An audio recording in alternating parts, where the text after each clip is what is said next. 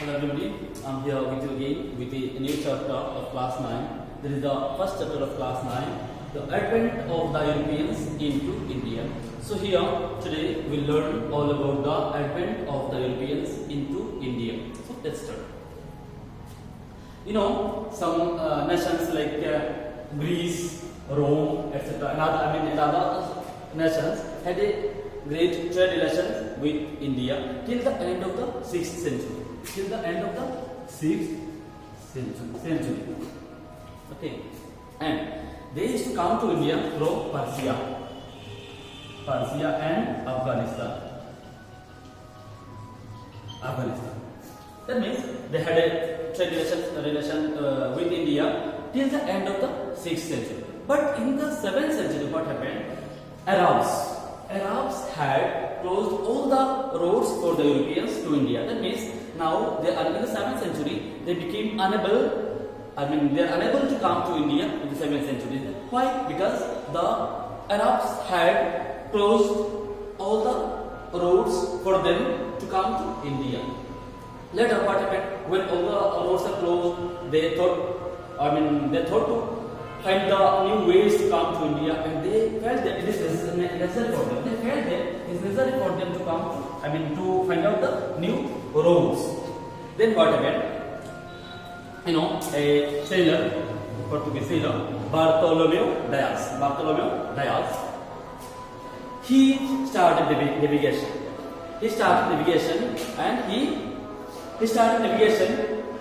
he reached 1488. Okay, he started navigation, and he just started navigation. He was a great sailor, Bartolomeu Dias. He started navigation, and he reached South Africa. Southernmost corner of South Africa. That is the name of the place was Cape of God.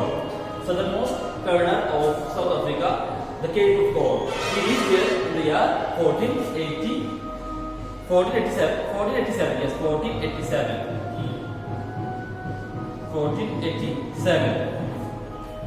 He reached there.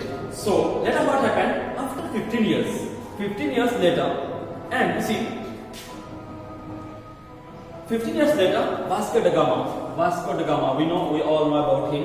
He started navigation. Later, he started navigation 10 years later. In the year 1497. He had started navigation in the year 1497. 10 years later, and in the year 1498, and in later part of 1497, he started his navigation, and he reached in 49. He reached at Calicut. In 1498 with 3 ships. He came to India with 3 ships, and he didn't come through Red Sea. He came to India by this way. That means his journey was a bit longer. He started his navigation from here, and he reached India, and this is the Calicut. He reached at Calicut in the year 1498. And when he reached here, he was helped by a person of Gujarat whose name was Abdul Majid. Abdul Majid helped him, and after reaching here, he was welcomed and hospitalized. Abdul Majid gave him a good hospitality there at Calicut in the year 1498. And one more, and he was also welcomed by a king, Zamorin. This Zamorin was the king of that place at that time. So he was a very greedy king. He welcomed Vasco da Gama. That means he wanted some gifts from him. That means whenever he thought that though he is coming from another country, so he might have brought some gift for him. So later, when he saw that no, this man Vasco da Gama did not bring any gift for him, later he opposed him. But in the beginning, about King Zamorin, he was a greedy person, and at the beginning he thought that the sailor, Vasco da Gama, has brought something for him, some gift for him. Later he saw that man, I mean the sailor, has not brought anything for him. Okay, this was the beginning. That means later this was the beginning of trade and commerce with India.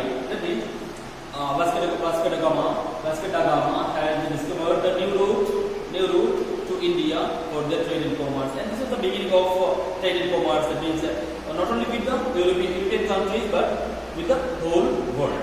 Okay, later you see the Portuguese, English sailor also in the year 1599. English sailor John Milton Hall started a spice trade with India. That means he saw that the people of Portuguese, the merchants of Portuguese are doing their well trade commerce with India. So English also started their business, and at the beginning they had started their business, the spice trade. They had spice trade with India. In the year 1608, what happened? English king, James I. James I was the English king, and he sent a petition to India. That is, at the time Akbar was the king. So he sent a petition through William Hawkins. William Hawkins came to India with a petition given by King James I, and he reached Surat port. He reached Surat port, and he came through Tapti river Tapti. Sometimes this river is called Tapi also. Sometimes this river is also called Tapi. So you may say either Tapi or Tapi. So William Hawkins reached India through the river Tapti or Tapi, and he reached at the port of Surat, and he has started his business from this area. And at the beginning, the business was only, they were doing the business only. The business was given preference on spice and other things. So later what happened in the year 1615? Again, 1615, English king Thomas Roe again sent a petition to Jahangir. 1615. Jahangir was the ruler from 1605 perhaps. From 1605 to or 1608 perhaps. Yes. Okay. So English king Thomas Roe sent a petition to Jahangir. And in the beginning, Jahangir has not accepted his application, his petition, but later Jahangir permitted them to do their business. And till that time, they were doing their trade and commerce with India, and their business was especially given preference in spices. So that's all today, and next topics we will discuss later on. In my next class we will learn other things. Thank you.